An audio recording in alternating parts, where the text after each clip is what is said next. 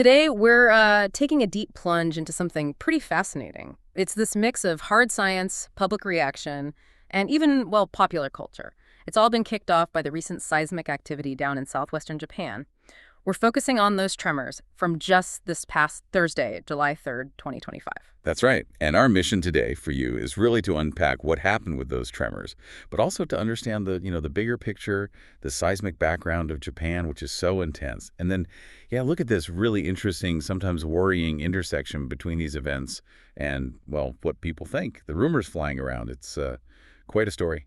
Okay, let's dive in. The basic facts first. We had a 5.5 magnitude earthquake. That was Thursday, July 3rd.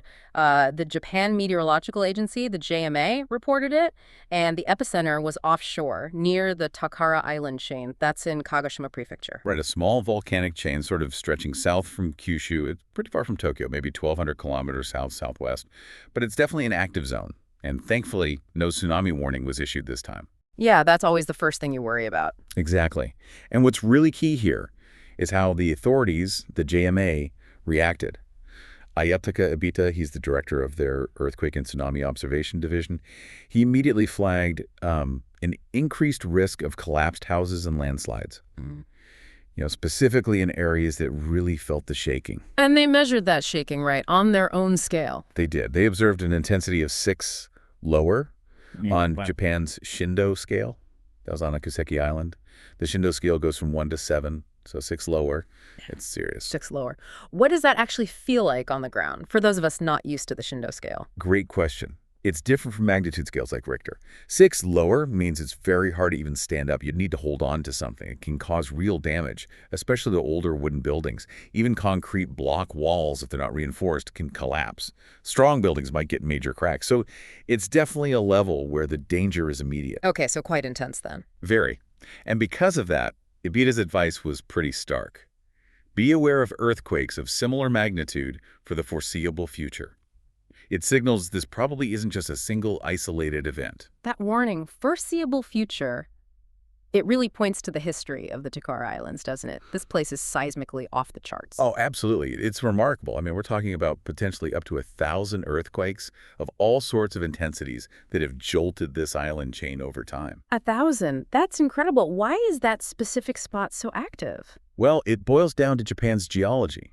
The whole country sits where 4 massive tectonic plates grind together the Pacific, Philippine Sea, Eurasian, and North American plates. The Takara chain itself is part of a volcanic arc, so it's just inherently prone to these earthquake swarms. There's swarms, like clusters of quakes. Exactly. You get a whole bunch of earthquakes, often without one obvious big main shock, sometimes over days or weeks. We saw a really dramatic example back in September 2023. That area had 346 earthquakes in just a short time. It got so bad at one point that authorities actually told the, 89 residents on one small island to evacuate after a strong quake hit. Wow, so this recent 5.5 fits right into that pattern. It does. It's consistent with the area's known seismic behavior. But connecting this to the bigger picture, Yeah. it's not just the ground shaking, is it? There's this whole other layer of, well, rumors, viral talk about an impending mega quake apparently sparked by a comic book prediction. Yeah. That seems wild. It does sound wild, but it's had real consequences. It's cast a shadow over Japan's tourism, which was booming. We've seen reports, for instance, of airlines from Hong Kong canceling flights because passenger numbers just dropped off a cliff. A comic book prediction affecting international travel. How does something like that gain so much traction? It's interesting. Japan has this deep shared cultural memory of natural disasters. Preparedness is huge. And popular culture, like manga, often taps into these national anxieties.